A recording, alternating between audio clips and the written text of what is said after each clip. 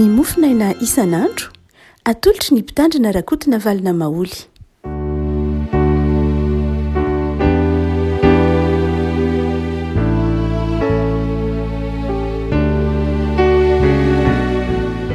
Farimerabatsika rehefa ity zoma fa efatry ny volana oktobra ity ny mofinaina voalahatra ao antsika dia ny filazan-tsaramaso naraka ny Matio toko fahasivy andininy fahasivy ka hatramin'ny andininy fahafito ambin'ny folo aminaran'i Jesosy. Anohy ny ala teo Jesosy dia nahita lehilahy atao hoe Matio nipetraka teo mpamoriketra ka hoy izy taminy andeha hanaraka ahy. Dia nitsanga Matio ka nanaraka azy. Ary raha nipetraka anina tao an-trano Jesosy, ndreo nisy mpanota sy mpamoretra maro tonga ka niara-mipetraka tamin'i Jesosy mba amin'ny mpianany. Ary ny fahasoera nahita izany dia teny tamin'ny mpianatra hoe, nahoana kosa ny mpampianatra anareo no miara-komana amin'ny mpamoretra sy ny mpanota? Ary raha nahare izany Jesosy dia nanao hoe, tsy ny finaritra mila mpanao fanafody fa ny marary. Fa mandehana ka mianara izay hevitry ny teny hoe, famindrampo no sitrako fa tsy fanatitra latsa-drà. Fa tsy tonga hiantso ny marina fa ny mpanota. Dia nakany amin'i Jesosy ny mpianatra Jaona ka nanao hoe, nahoana izahay sy ny fariseho no mifady hanina matetika, fa ny mpianatra ao kosa tsy mba mifady? Ary hoy Jesosy taminy, moa mahay misaona va ny havan'ny mpampakatra raha mbola eo amin'ny ihany ny mpampakatra?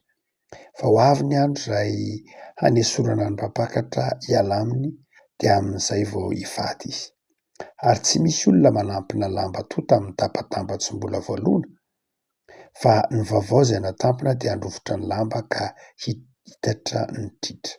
Ary tsy misy manisy divay vaovao ao anaty sy ny hoditra tota, raha izany dia ho tritra ny sy ny hoditra ka ho raraka ny divay sady ho simba ny sy ny hoditra. Fa ny sy ny hoditra vaovao no asian'ny olona divay vaovao dia miara-maritra izy roa. Ray maso aloha no manamasinana ay amin'ny fahamarinana, ny teninao no fahamarinana. Amen. Fanamarinana roa lehibe no ho tsapa amin'ity Matio toko fahasivy andininy fahasivy ka hatramin'ny fito ambin'ny folo ity momba ny atao hoe fivavahana kristianina.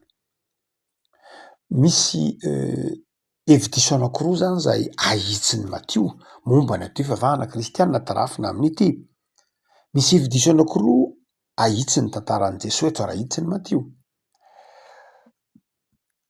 Amin'ny andininy fahasivy ka hatramin'ny andininy telo ambin'ny folo ny tapany voalohany, any andininy fahaefatra ambin'ny folo ka hatramin'ny fahafito ambin'ny folo tapany faharoa. Tapany voalohany dia mikasika ny fijerin'ny fiangonana, ny antsoina hoe fitoriana ny filazantsara.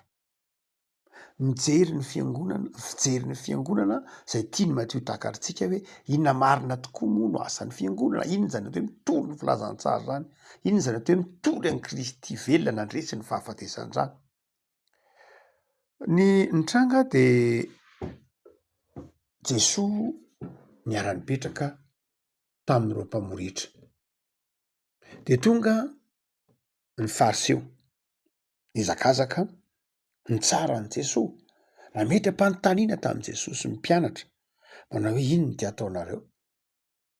Nareo jiosy, nareo mitory ny fahamarinana, mitory ny fitiavan'Andriamanitra, mitory ny faharazakan'Andriamanitra, nefa jerety eto nareo miara-mipetraka amin'ny mpanota. Fa maninona nareo no miara-mipetraka amin'ny mpanota? Ary tsy vitan'ny hoe miara-mipetraka fa miara-mihinana, miara-misakafo. Teo amin'ny jiosy ny dikany hoe miara-mihinana, miara-misakafo dia milaza hoe milaza fiombonana. Ny dikany hoe miara-misakafo amin'ny mpanota nareo dia zao zany akaiky anareo izy, ekenareo nataony namanareo izy. Dia zany dia tsy mendrika nataonareo ho reto fariseo sy mpanorandalàna ny tsaran'i Jesosy. Satria midikany hoe amin'izao andro antsika izao midikany hoe fiara-misakafo dia tsy mifalavitra amin'izany hoe ataonao miara-misakafo amin'olona anankiray dia akaiky ny fonao izy, tianao izy, na farafahatsy misy zavatra mampiombona anao aminy. Dia hoy ny fariseo, inona ny ombonanareo amin'ireo mpamoretra? Mpamoretra izay mpangalatra, mpanjana tany satria ny Romanina nametraka azy tahaka ny Zakaiosy, mpamoretra, inona no ataonareo miaraka amin'io mantsany Jesosy ny mpianatra? Dia hoy Jesosy, tsy ny finaritra nge mila mpanao fanafody fa ny marary, ary tsy avy hiantso ny marina aho fa ny mpanota. Fa inona no nitranga? Jesosy niantso an'i Matio. Matio izay mpamorietra de hoy Jesosy tamin'ny Matio, andeha hanaraka ahy. Dia nitsanga Matio ka nanaraka an' Jesosy. Ary dia rehefa nanaraka an' Jesosy Matio de tonga mpianatra Jesosy zany, de tonga tao an-trano Jesosy niara-mipetraka tamin'ny mpianatra de niara-nihinana tahaka ny fanao isan'andro. Teo am-pihinanana kosa de tonga ny namany Matio. Tonga ny namany Matio satria nahitany Matio niaraka tamin' Jesosy. De tonga ireo namany Matio reo hoe ahoana ary zany fiainana miaraka amin' Jesosy zany, de tonga ny namany Matio niaraka tamin' Jesosy tao an-tranon'i Jesosy. Andininy fahafolo, ary raha nipetraka ninona tao an-trano Jesosy, indeo nisy mpanota sy mpamorietra maro tonga niara-mipetraka tamin' Jesosy mba mimpianatra, niara-mipetraka tamin' Jesosy teo. Zany hoe tsy Jesosy akory no nandeha niara-nihinana nandeha nanatona tany fa zao reo olona reo niezakazaka nanatona an' Jesosy. Ary dia ny tenin'ny Fariseo hoe nahoana kosa nareo miara-komana amin'ny mpamorietra sy ny mpanota. Jesosy tsy nandroaka ireo zay rehetra nanatona azy. Jesosy tsy nandroaka namany Matio hoe mandehana nareo fa Matio ihany ilaiko, na mandehana nareo fa nareo mpanota, nareo mpangalatra, nareo jiolahy, nareo mpametsifetsy vahoaka. Tsy nanao an'izay Jesosy, fa noraisiny Jesosy ireo olona zay niara-nipetraka taminy. Inona no ahitsiny Jesosy, no ahitsiny Matio eto momba ny hoe vavahana kristianina. Vavahana kristianina de zao, ny finoana kristianina de zao, finoana misokatra, vonona handray ny olona rehetra, ny sokajiny olona rehetra. Ny fiangonana tsy club ka hoe voafantina manao hoe sokajiny olona ohatr' zao ihany no mahazo maty am-piangonana. Fa vavahana kristianina de zao natao hisokatra, natao hitoriana ny filazantsara. Ka na iza izao mangetaeta ty anatona an' Jesosy de raisin'ny fiangonana izy. Satria reo olona namany Matio reo dia ireo no nanatona an' Jesosy. De hoy Jesosy, tsy ny finaritra nge mila mpanao fanafody fa ny marary. Levako malala indraindray amin'ny fiainan'ny fiangonana de ndraindray manavaka ny fiangonana, ndraindray mitsara de ny meloa ny olona hiditra ao anatin'ny fiangonana. Ary zay ny ahitsiny Matio hoe tandremo tsara, fa ny antsoiny hoe mitoro ny filazantsara de zao tsy eny am-baravaran'ny fiangonana akory no mandeha ny sivana, fa ao amin'ny fanjakan'Andriamanitra no mandeha ny sivana. Efa hitantsika ao amin'ny Matio zay teolojia zay hoe momba ny fanoharana hoe nandeha ny mpanarato de fanjakan'Andriamanitra tahaka ny arato tarihiny. De zao atsipy io arato io. De rehefa aveo stonina lay arato de tonga eny amin'ny tanety karazana trondro isan-karazany. Dia rehefa eny an-tanety vao manavaka ny hoe ity ny trondro tsara, ity ny trondro ratsy sy ny tahaka izany.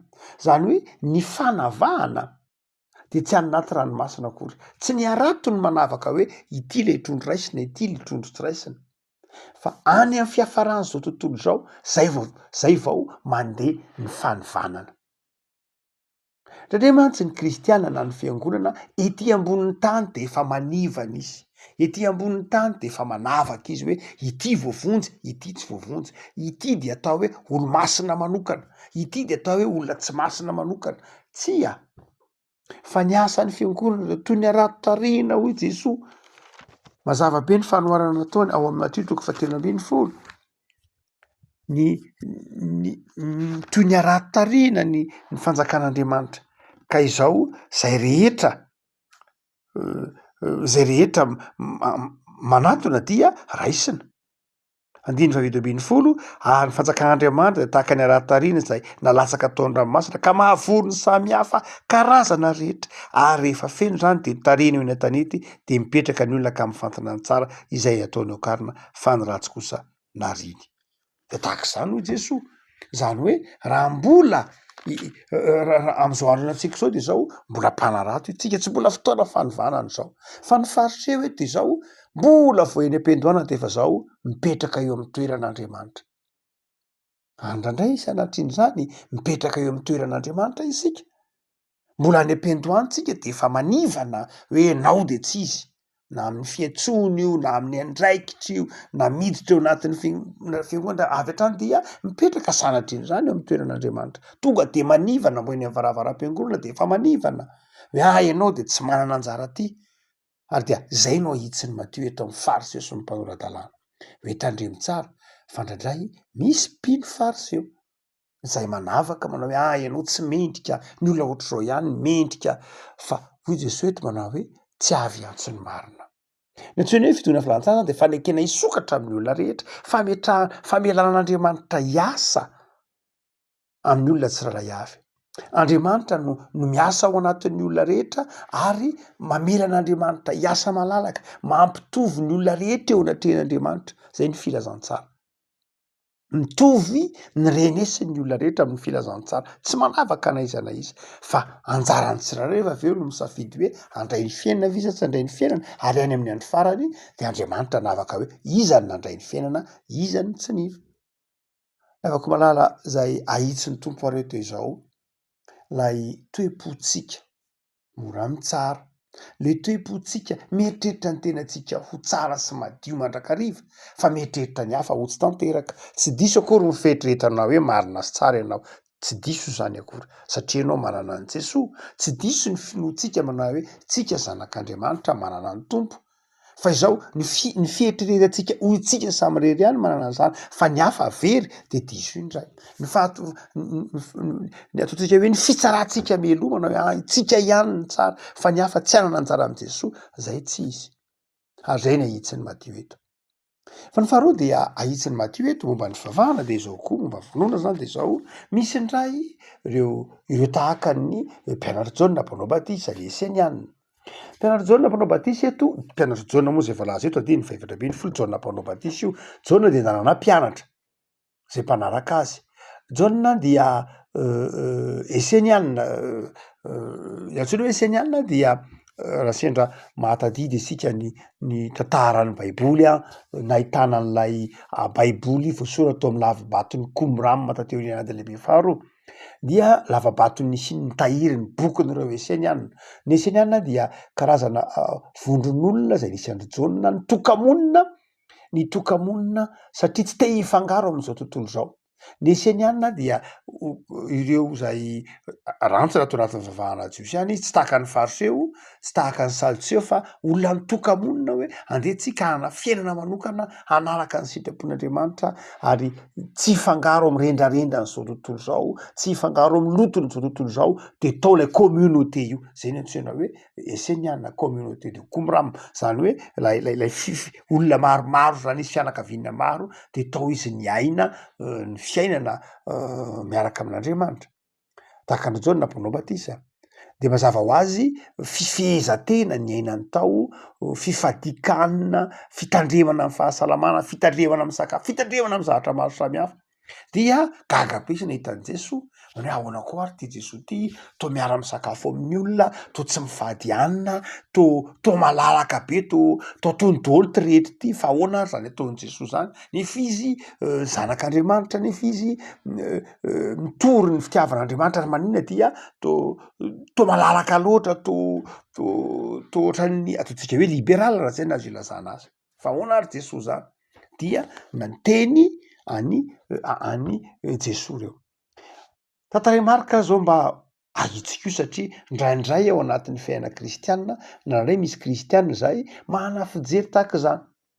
Manana fijery manao hoe zany kristianina zany de zao manao zava-dehibe ny fomba aloha. De hoy Jesoa tsy ny fomba nge ny zava-dehibe aloha e. Tsy ny fomba mpivavahana ny zava-dehibe, fa tsisy hevina ny fomba mpivavahana raha tsisy finoana. Zay mahatonga azy ny teny manao hoe mahay mifady mova, mahay misaona va ny avy amin'ny mpapakatra raha mbola eo aminy ihany ny mpapakatra. Mazava ny tenin'i Jesoa eo. Tsy ny sy ny hoditra vaovao dia asiana ny divay vaovao, ary ny sy ny hoditra tota no ametrahana ny divay tota. Dikan'ny tenin'i Jesoa de zao, maha kristianina de zao, ny fiainana de zao, tsy azonareo mihitsy ho Jesoa ny fivavahana. Raha ohatra ka ny fivavahana jiosy izay sy ny hoditra tota, raha io toe-tsaina jiosy sy ny hoditra tota io no andraisanareo an' Jesosy le filazantsara velona de tsy mety rovotra, tsy zakan'lay sy nioditra tota lay divay vaovao. Zany hoe tsy zakan'lay toetsaina jiosy raha ampidirinao Jesosy de tsy zakan'io.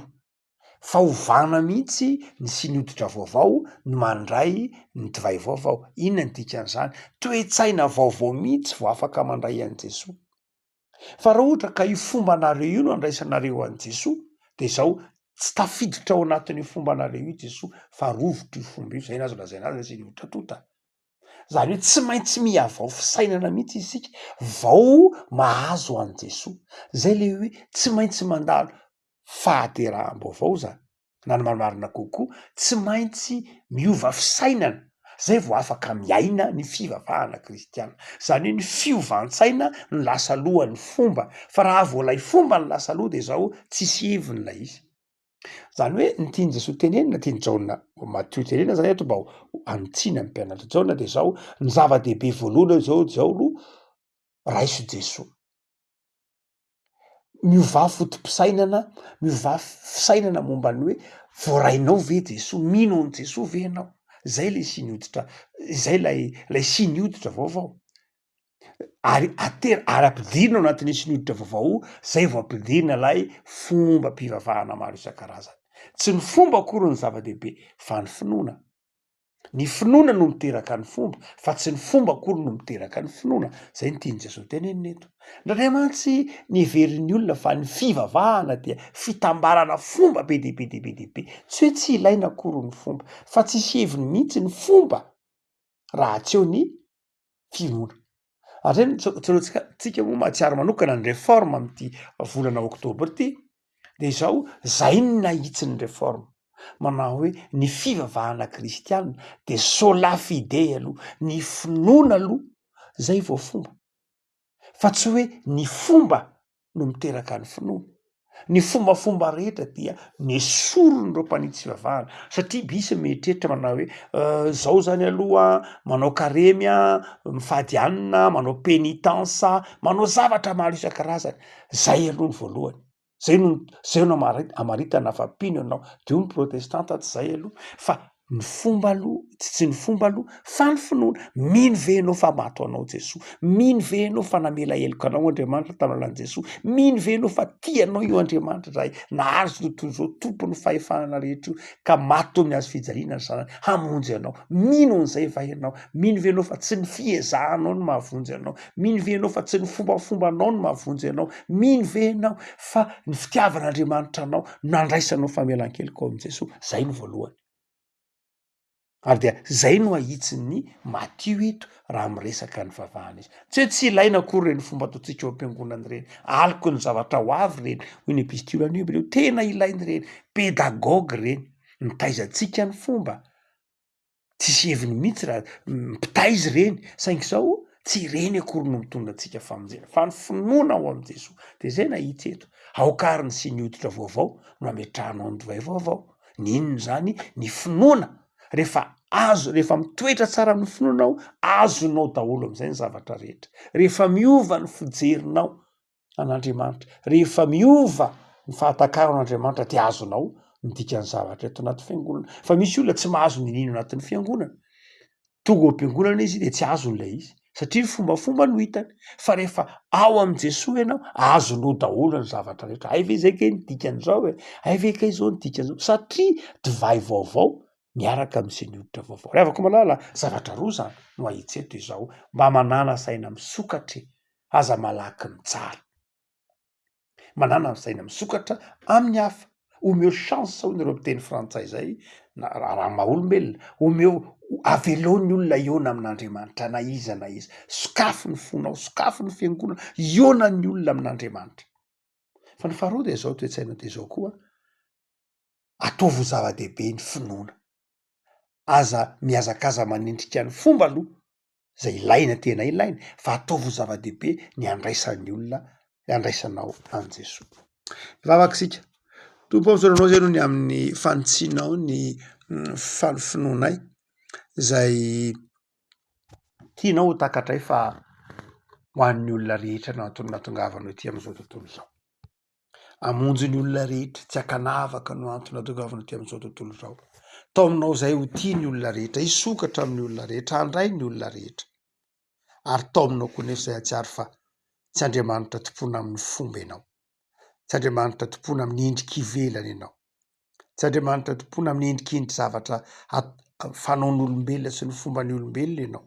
Fa Andriamanitra tompona amin'ny finoana sy ny fitiavana. Andriamanitra mahita ny eo am-potsy miloaka. Andriamanitra te hanadio anay. Andriamanitra tompona ao anatin'ny fiavaozan-tsaina sy ny fahadiovam-po. Misaotra Tompony amin'izao faran'ny herinandro izao sahady. Misaotra fa menao tompon'andro ray ary dia tantana sy mivimbina anay ianao tamin'ity herinandro madiva hifarana raha ampitso ity. Dia akasitrahana ianao ny fitantaranao anay. Mampianatra anay ho tia namana ianao. Mampianatra anao ho tia anao mandrakarivo zahay. Dia fisaorana mitafotafo no entinay mankasitraka anao Tompony amin'ny tombon'andro menao anay. Mamelà anay raha toa ka tsy tanteraka izahay. Mamelà anay raha toa ka malaky mieritreritra ny hafa ho ratsy noho zahay na manamary-tena.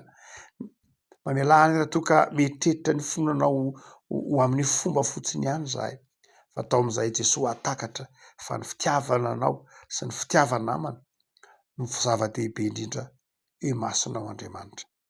Dia jereo ny tokantranonay, jereo ny asanay tsirairay avy, mitoera aminay Jesosy, ataovy faly amin'ny fanarahana anao zahay, ary ataovy mahay manararoatra fahasoavana sy ny fotoana omenao anay, hitoriana ny filazantsara, hanambarana ny fahatsaranao, dia manjaka tombo ao amin'ny fiainana tsirairay avy. Jereo ireo marary, jereo ireo manana olana, jereo ireo mananady am-panahy Jesosy, ampahirezo, hitoero amin'ny alalan'ny fanahinao azy. Saotra Jesosy. Amen.